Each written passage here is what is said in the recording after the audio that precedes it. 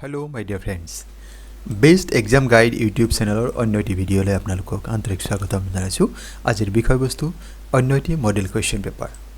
আজিৰ ভিডিওত আমি 30টা অতিৰিক্ত প্ৰশ্ন সাঙুৰি লোৱা হৈছে। এই প্ৰশ্নসমূহ Assam direct recruitment exam, Assam police exam বা অন্যান্য কম্পিটিটিভ এক্সামৰ প্ৰস্তুতি চলাই থকা বন্ধু-বান্ধৱীসকলৰ কাৰণে অতি গুৰুত্বপূৰ্ণ। সম্পূৰ্ণকৈ ভিডিঅ'টি চাব, আপোনালোকে নিশ্চয়কৈ ইয়াৰ দ্বাৰা যথেষ্ট উপকৃত হ'ব। আহকচোন বাৰু আজিৰ ভিডিঅ'ৰ বিষয়বস্তু বিতংকৈ জানি লওঁ। প্ৰথম প্ৰশ্ন দি আছে which district of Assam has a plastic park. অসমৰ কোনখন জিলাত প্লাষ্টিক পাৰ্ক আছে? বিকল্প আমাক দি আছে কামৰূপ মেট্ৰ', গোলাঘাট, নগাঁও এণ্ড তিনিচুকীয়া। আপোনালোকে গেছ কৰকচোন এক নম্বৰ প্ৰশ্নৰ উত্তৰটি কি হ'ব? হয়, আপোনালোকে ভবাৰ দৰে অপশ্যন ইয়াতে ডি শুদ্ধ উত্তৰ, তিনিচুকীয়া শুদ্ধ উত্তৰ হয়। অসমৰ তিনিচুকীয়া জিলাত এটি প্লাষ্টিক পাৰ্ক আছে। পৰৱৰ্তী প্ৰশ্ন, the statue of valour is related to which of the following person. Statue of valour ইয়াৰ সৈতে জড়িত নিম্নলিখিত কোনগৰাকী ব্যক্তি? বিকল্প দিছে Lala Lajpat Rai, Sardar Vallabhbhai Patel, doctor B R Ambedkar, Lachit Borphukan, আৰু ইয়াৰ শুদ্ধ উত্তৰটি হৈছে লাচিত বৰফুকন। অপশ্যন ডি আমাৰ কাৰণে ইয়াতে শুদ্ধ উত্তৰ হয়। এই ষ্টেচু অফ ভেলাৰ শেহতীয়াকৈ ভাৰতৰ প্ৰধানমন্ত্ৰী নৰেন্দ্ৰ মোদী ডাঙৰীয়াই উদ্বোধন কৰিছে। আপোনালোকে নিশ্চয় এই বিষয়ে বিতংকৈ জানে। আপোনালোকে মোক জনাবচোন ষ্টেচু অফ ভেলাৰ অসমৰ কোনখন জিলাত অৱস্থিত হয়? Question number 3, which of the following river is known as sorrow' of Dhemaji. ধেমাজিৰ দুখ বা ধেমাজিৰ চকুলো বুলি ক'লে কোনখন নদীক কোৱা হয় বা কোনখন নদীক বুজায়? জীয়াঢল, পাগলাদিয়া, সোৱণশিৰি, লোহিত, আৰু এই প্ৰশ্নৰ শুদ্ধ বিকল্প হৈছে জীয়াঢল। অপশ্যন এ আমাৰ কাৰণে শুদ্ধ উত্তৰ হয়। জীয়াঢল নৈক ধেমাজিৰ চকুলো বা ধেমাজি চ'ৰ অফ ধেমাজি বুলি জনা যায়। পৰৱৰ্তী question, how many total elected members are there in the Lok Sabha. লোকসভাত সৰ্বমুঠ নিৰ্বাচিত সদস্যৰ সংখ্যা কিমান? ইয়াত আমাক বিকল্প হৈছে 543, 540, 535, 523। ইয়াৰ শুদ্ধ বিকল্প হৈছে 543। 543গৰাকী সদস্য নিৰ্বাচিত কৰা হয়। ইয়াৰে হয়তো আমাক প্ৰশ্ন সুধিব পাৰে যে বহু সময় প্ৰশ্ন সোধা হয় যে অসমৰ পৰা লোকসভালৈ কিমানজন সদস্য নিৰ্বাচিত হয়? অসমৰ পৰা 14গৰাকী সদস্য নিৰ্বাচিত হয় লোকসভালৈ, আৰু ৰাজ্যসভালৈ 7গৰাকী সদস্য নিৰ্বাচিত হয়। উত্তৰ প্ৰদেশৰ পৰা লোকসভালৈ সৰ্বাধিক 80গৰাকী 80 members get elected from UP।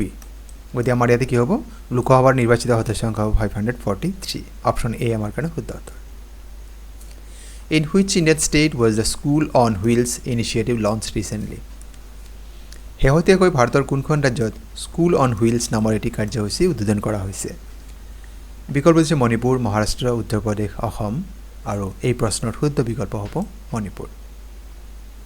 মণিপুৰত এটি নতুন ইনিচিয়েটিভ আৰম্ভ কৰা হৈছে, সেয়া হৈছে school on wheels. Question number 6, who is the author of the book Kaniyar Kirtan. Kaniyar কীৰ্তন নামৰ, এইটো কানিয়া হ'ব লাগিছিল, কানিয়াৰ কীৰ্তন নামৰ গ্ৰন্থখনৰ লেখক কোন? বিকল্প আমাক দিয়া আছে লক্ষ্মীনাথ বেজবৰুৱা, হেমচন্দ্ৰ বৰুৱা, পদ্মনাথ গোহাঁই বৰুৱা, আৰু মহিম বৰা। এই প্ৰশ্নৰ শুদ্ধ বিকল্প হ'ব হেমচন্দ্ৰ বৰুৱা। অপশ্যন বি আমাৰ কাৰণে শুদ্ধ উত্তৰ হয়। পৰৱৰ্তী প্ৰশ্ন, হু is the first citizen of India. ভাৰতৰ প্ৰথম নাগৰিক কোন হয়? বিকল্প আমাক যিখিনি দিয়া আছে prime minister of India, president of India, vice president of India, finance minister of India. আপোনালোকে নিশ্চয় জানে যে এই প্ৰশ্নৰ শুদ্ধ উত্তৰটি হৈছে president of India. Question number 8, which of the following is the national fruit of India. ভাৰতৰ ৰাষ্ট্ৰীয় ফল কি? ভাৰতৰ ৰাষ্ট্ৰীয় ইয়াতে বিকল্প দি আছে গুৱাবা, মধুৰিআম, আম, তৰমুজ, কঁঠাল, আৰু ইয়াৰ শুদ্ধ উত্তৰটি হৈছে আম, মেংগো। ভাৰতৰ ৰাষ্ট্ৰীয় ফল হৈছে আম। অসমৰ ৰাজ্যিক ফল ষ্টেট ফ্ৰুট অফ আছাম যদি কোৱা হয় তেন্তে কাজি নেমুক বুজায়। গতিকে আমাৰ ইয়াতে ৰাষ্ট্ৰীয় ফল যদি কোৱা হৈছে ইয়াত শুদ্ধ উত্তৰটি হৈছে আম বা mango. Question number 9, which of the following is the largest tribal group of Assam in terms of population. জনসংখ্যাৰ ফালৰ পৰা অসমৰ বৃহত্তম জনজাতীয় গোট কোনটো? বিকল্প দিছে মিচিং, ৰাভা, কাৰ্বি, বড়ো। ইয়াৰ শুদ্ধ উত্তৰটি হৈছে বড়ো। বড়ো হৈছে জনসংখ্যাৰ ফালৰ পৰা অসমৰ বৃহত্তম জনজাতীয় গোট হৈছে বড়োসকল। আপোনালোকে মোক কমেণ্টত জনাবচোন জনসংখ্যাৰ ফালৰ পৰা অসমৰ দ্বিতীয় বৃহত্তম জনজাতীয় গোট কোনটো? পৰৱৰ্তী প্ৰশ্ন, which day is celebrated as UN day কোন তাৰিখে ৰাষ্ট্ৰসংঘ দিৱস পালন কৰা হয় বিকল্প দিছে অক্টোবৰ 24 জানুৱাৰী 31 জুন 21 ছেপ্টেম্বৰ 5 আৰু এই বিকল্পসমূহৰ শুদ্ধ বিকল্প হৈছে অপশ্যন এ অক্টোবৰ 24 প্ৰতি বছৰে অক্টোবৰ মাহৰ 24 তাৰিখে UN বা ৰাষ্ট্ৰসংঘ দিৱস পালন কৰা হয় কিয়নো 1945 চনৰ 24 অক্টোবৰ তাৰিখে UN গঠন কৰা হৈছিল ইউনাইটেড নেশ্যনছ অৰ্গেনাইজেশ্যন বা ইউনাইটেড নেশ্যনছ বুলি কোৱা হয় আৰু ইয়াৰ মুখ্য কাৰ্যালয় নিউয়ৰ্কত অৱস্থিত Who discovered America in 1492 কোনজন ব্যক্তিয়ে 1492 চনত আমেৰিকা আৱিষ্কাৰ কৰিছিল বিকল্প দি আছে Vasco da Gama Christopher Columbus Amundsen Marco Polo আৰু ইয়াৰ শুদ্ধ উত্তৰ হৈছে ক্ৰিষ্টোফাৰ কলম্বাছ আপোনাক কেতিয়াবা কেৱল কলম্বাছ শব্দটো দিব পাৰে আৰু সম্পূৰ্ণ নাম হলে ক্ৰিষ্টোফাৰ কলম্বাছ অপশ্যন বি আমাৰ কাৰণে শুদ্ধ উত্তৰ এইগৰাকী ব্যক্তিয়ে 1492 চনত আমেৰিকা আৱিষ্কাৰ কৰিছিল Question number 12 Who is the first sports ambassador of Assam অসমৰ প্ৰথম খেল এম্বেছাডৰ কোন হয় বিকল্প আমাক দি আছে শিৱ থাপা লাভলিনা বৰগোহাঁই জয়ন্ত তালুকদাৰ হিমা দাস আৰু শুদ্ধ উত্তৰটি হ'ব অপশ্যন ডি হিমা দাস 2018 চনত হিমা দাসক অসমৰ স্পৰ্টছ এম্বেছাডৰ হিচাপে বাছনি কৰা হৈছিল Question number 13 Who built the দুধৰ আলি কোনে নিৰ্মাণ কৰাইছিল বিকল্প আমাক যিখিনি দিয়া আছে তাৰ শুদ্ধ বিকল্প হ'ব আপোনালোকে গেছ কৰকচোন ইয়াতে কোনটো বিকল্প হ'ব হয় ঠিকই ভাবিছে আপোনালোকে অপশ্যন বি এয়া শুদ্ধ উত্তৰ গদাধৰ সিংহই দুধৰ আলি নিৰ্মাণ কৰাইছিল চন আছিল 1687 চন 1687 Question number 14 Which oil refinery of Assam is known as Assam Accord Oil Refinery? অসমৰ কোনটো তেল শোধনাগাৰক অসম চুক্তি শোধনাগাৰ বুলি জনা যায় ইয়াত দিয়া বিকল্পসমূহৰ শুদ্ধ বিকল্প হ'ব নুমলীগড় অইল ৰিফাইনাৰী অপশ্যন সি শুদ্ধ উত্তৰ আমি নিশ্চয় সকলো জানো যে আসাম একৰ্ড বা অসম চুক্তি 15 আগষ্ট 1985 চনত স্বাক্ষৰিত হৈছিল People of which Indian state celebrates Onam festival? ভাৰতৰ কোন ৰাজ্যৰ লোকসকলে ওনাম উৎসৱ পালন কৰে ইয়াত যিখিনি বিকল্প দি আছে তাৰ শুদ্ধ বিকল্প হ'ব কেৰালা কেৰালাৰ লোকসকলে ওনাম উৎসৱ পালন কৰে পৰৱৰ্তী প্ৰশ্ন The uprising of Pathargarh took place in the year পাথৰঘাটৰ কৃষক বিদ্ৰোহ বা পাথৰঘাটৰ বিদ্ৰোহ কোন চনত সংঘটিত হৈছিল ইয়াত যে বিকল্পসমূহৰ শুদ্ধ বিকল্প হ'ব 1894 1894 চনত পাথৰঘাটৰ কৃষক বিদ্ৰোহ সংঘটিত হৈছিল Who was awarded Assam Bhaivab Award in the year 2023 2023 চনত কোন গৰাকী ব্যক্তিক অসম বৈভৱ বঁটা প্ৰদান কৰা হৈছে বিকল্প যে ৰঞ্জন গগৈ যাদৱ পায়েং জাহ্নু বৰুৱা বিৰুবালা ৰাভা শুদ্ধ উত্তৰ হৈছে ৰঞ্জন গগৈ অসম বৈভৱ হৈছে অসমৰ সৰ্বোচ্চ অসামৰিক সন্মান যিদৰে ভাৰতবৰ্ষৰ সৰ্বোচ্চ অসামৰিক সন্মান হৈছে ভাৰতৰত্ন একেদৰে অসমৰ সৰ্বোচ্চ অসামৰিক সন্মান হৈছে অসম বৈভৱ বঁটা 2021 চনৰ পৰা এই বঁটা প্ৰদান কৰি অহা হৈছে আৰু প্ৰথমবাৰৰ বাবে এই বঁটা প্ৰদান কৰা হৈছিল ৰতন টাটাক আৰু এই প্ৰশ্ন 2022 চনৰ আসাম ডাইৰেক্ট ৰিক্ৰুইটমেণ্ট এক্সামত দিয়া আছিল 2022 চনত এই বঁটা প্ৰদান কৰা হৈছিল ডক্টৰ তপন শইকীয়া আৰু 2023 চন মানে তৃতীয়বাৰৰ বাবে এই বঁটা প্ৰদান কৰা হৈছে জাস্টিস ৰঞ্জন গগৈ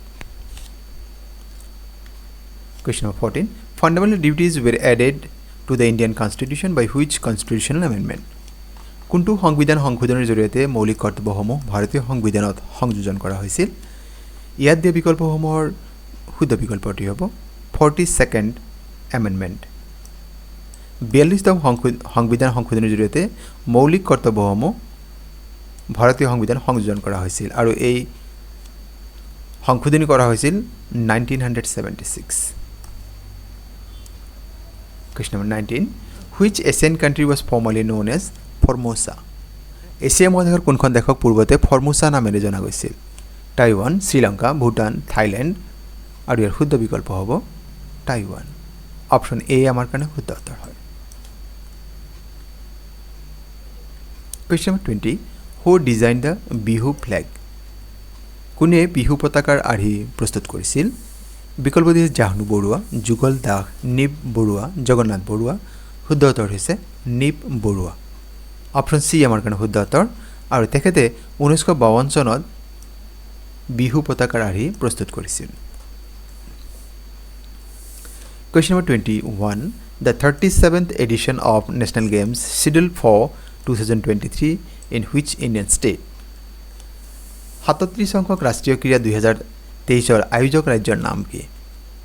বিকল্প হৈছে মহাৰাষ্ট্ৰ, তামিলনাডু, গোৱা, মধ্যপ্ৰদেশ আৰু ইয়াৰ শুদ্ধ বিকল্প হ'ব গোৱা। 2023 চনৰ নেশ্যনেল গেম যিটো হৈছে 37 সংখ্যক ৰাষ্ট্ৰীয় ক্ৰীড়া এয়া গোৱাত অনুষ্ঠিত হৈছিল। এই বিষয়ে আৰু কিছু কথা জানি লওঁ। আয়োজক ৰাজ্যৰ নাম হৈছে গোৱা।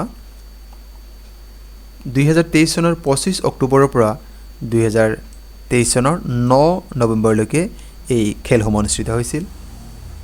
আৰু এই 37 সংখ্যক যিটো নেশ্যনেল গেমছ আছে ইয়াৰ মটো আছিল গেট ছেট গোৱা।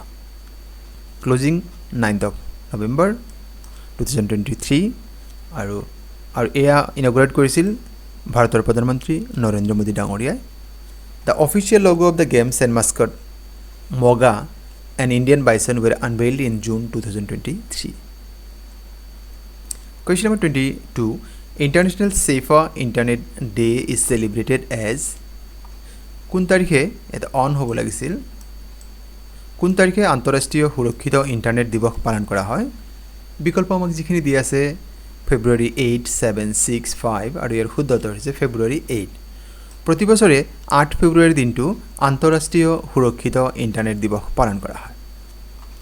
এই দিৱস পালনৰ উদ্দেশ্য হৈছে to raise awareness of a safer and better internet for all. সকলোৰ বাবে নিৰাপদ আৰু উন্নত ইণ্টাৰনেট সেৱা উপলব্ধ কৰা and specially for children and young people, বিশেষকৈ শিশু আৰু যুৱ লোকসকলৰ বাবে। Question number 23. When was the first general elections held in India? ভাৰতত কোন চনত পোনপ্ৰথমে সাধাৰণ নিৰ্বাচন অনুষ্ঠিত হৈছিল? ইয়াত যিখিনি বিকল্প দি আছে তাৰ শুদ্ধ বিকল্প হ'ব 1951-52। 1951 চনত ভাৰতৰ প্ৰথম সাধাৰণ নিৰ্বাচন অনুষ্ঠিত হৈছিল। General elections were held in India between 25th of October 1951 and 21 February 1952. Question number 24. Lavani and Tamasha are folk dances of which Indian state? লাৱনী আৰু তামাছা ভাৰতৰ কোন ৰাজ্যৰ জনপ্ৰিয় লোকনৃত্য? বিকল্প হৈছে মহাৰাষ্ট্ৰ, নাগালেণ্ড, উত্তৰাখণ্ড, তামিলনাডু। ইয়াৰ শুদ্ধ বিকল্প হ'ব মহাৰাষ্ট্ৰ। আৰু কথা জানি লওঁ, Lavani is a traditional folk art form in which women dancers wearing 9-yard long sari in bright colours makeup. Lavani কেৱল মহিলাসকলে পালন কৰে। Tamasha is a traditional Marathi folk art form. It includes both singing and dancing form. ইয়াত গানো গোৱা হয়, লগতে ইয়াতে নৃত্য প্ৰদৰ্শন কৰা হয়। Question number 25. Which of the following was the first artificial satellite of India? নিম্নলিখিতসমূহৰ কোনটো ভাৰতৰ প্ৰথম কৃত্ৰিম উপগ্ৰহ? আৰু এই প্ৰশ্নটো আছাম ডিৰেক্ট ৰিক্ৰুইটমেণ্ট এক্সাম 2022 দিয়া আছিল। বিকল্প দি আছে ভাস্কৰ, ৰোহিণী, আৰ্যভট্ট, ইনচাট 1A। ইয়াৰ শুদ্ধ উত্তৰ হৈছে আৰ্যভট্ট। আৰ্যভট্ট হৈছে ভাৰতৰ প্ৰথম কৃত্ৰিম উপগ্ৰহ আৰু এই উপগ্ৰহ 1975 চনৰ 19 এপ্ৰিল তাৰিখে উৎক্ষেপণ কৰা হৈছিল। Question 26. Which is the first product to get geographical indication GI tag in India? ভাৰতৰ কোন সামগ্ৰীয়ে পোনপ্ৰথমে GI tag লাভ কৰিছিল? বিকল্প দি আছে ৰসগোল্লা অফ কলিকাতাৰ rasgulla, Banarasi sari, Darjeeling tea, Alphonso mango. আৰু ইয়াৰ শুদ্ধ উত্তৰ হ'ব দাৰ্জিলিং টি। দাৰ্জিলিং টিয়ে পোনপ্ৰথমে GI tag লাভ কৰিছিল। এয়া হৈছে ভাৰতৰ প্ৰথম সামগ্ৰী আৰু এই স্বীকৃতি লাভ কৰিছিল 2004 চনত। Question number 27. Where is the headquarters of ASEAN? ASEANৰ মুখ্য কাৰ্যালয় ক'ত অৱস্থিত? বিকল্প দিছে Kathmandu Nepal, Manila Philippines, Jakarta Indonesia, Tokyo' Japan. আৰু ইয়াৰ শুদ্ধ উত্তৰটি হ'ব জাকাৰ্টা ইণ্ডোনেছিয়া। ইণ্ডোনেছিয়াৰ জাকাৰ্টা চহৰ হৈছে ASEANৰ মুখ্য কাৰ্যালয়। ASEANৰ সম্পূৰ্ণ ৰূপ কি? Association of South East Asian Nations. ASEAN was established on 8th of August 1967. 1967 চনৰ 8 আগষ্ট তাৰিখে ASEAN গঠন কৰা হৈছিল ফলোইং দ্য বেংকক ডিক্লেৰেশ্যন। বেংকক চুক্তিমতে আচলতে এই ASEAN association of south east Asian nations গঠন কৰা হৈছিল। Question 28. Which of the following is the oldest mountain range in India? ভাৰতৰ আটাইতকৈ পুৰণি পৰ্বতমালা কোনটো বিন্ধ্য পৰ্বতমালা পূৰ্বঘাট আৰাৱলী পৰ্বতমালা শিৱালিক পৰ্বতমালা আৰু ইয়াৰ শুদ্ধ উত্তৰটো হৈছে আৰাৱলী পৰ্বতমালা অপশ্যন সি আমাৰ কাৰণে শুদ্ধ উত্তৰ হয় Question 29 which of the following state doesn't come under the jurisdiction of Guwahati High Court নিম্নলিখিত কোনখন ৰাজ্য গুৱাহাটী উচ্চ ন্যায়ালয়ৰ অধিকাৰ ক্ষেত্ৰৰ অধীনত অন্তৰ্ভুক্ত নহয় বিকল্প আমাক দিছে ত্ৰিপুৰা অৰুণাচল প্ৰদেশ মিজোৰাম নাগালেণ্ড ইয়াৰ শুদ্ধ উত্তৰ হৈছে ত্ৰিপুৰা এবাৰ চাওক আচলতে গুৱাহাটী হাইকোৰ্ট যিটো বা গুৱাহাটী উচ্চ ন্যায়ালয়ৰ অন্তৰ্গত ৰাজ্যসমূহ হৈছে অসম নাগালেণ্ড মিজোৰাম আৰু অৰুণাচল প্ৰদেশ গতিকে ইয়াত আমাৰ কি হয় ত্ৰিপুৰা ইয়াৰ অন্তৰ্গত নহয় গতিকে ত্ৰিপুৰাটো শুদ্ধ উত্তৰ হয় Question number 30 আৰু আজিৰ ভিডিঅ'ৰ অন্তিম প্ৰশ্ন Titan is the natural moon of which planet কোনটো গ্ৰহৰ উপগ্ৰহৰ নাম টাইটান বিকল্প হৈছে নেপচুন সেটাৰ্ন জুপিটাৰ এণ্ড মাৰ্চ আৰু ইয়াৰ শুদ্ধ উত্তৰটো হ'ব সেটাৰ্ন শনি গ্ৰহৰ এটি উপগ্ৰহ হৈছে তাৰ নাম হৈছে টাইটান মৰমৰ বন্ধু বান্ধৱীসকল আজিৰ ভিডিঅ'ৰ বিষয়বস্তু ইমানে আপোনালোকে আজিৰ বিষয়বস্তু ইয়াৰ উপস্থাপন কেনে পালে কমেণ্ট যোগে জনাবলৈ আশা থাকিল আপোনালোকে বিনম্ৰ যদি প্ৰথমবাৰৰ বাবে আমাৰ চেনেল চাই আছে চেনেলৰ বিষয়বস্তু ইয়াৰ উপস্থাপন ভাল পাইছে চেনেললৈ সাবস্ক্ৰাইব কৰিবলৈ আশা থাকিল আৰু ভিডিঅ'টো লাইক কমেণ্ট আৰু শ্বেয়াৰ কৰিব আৰু আজিৰ ভিডিঅ' সম্পূৰ্ণ কৰি চাবৰ বাবে আপোনালোকক জনাইছো অশেষ ধন্যবাদ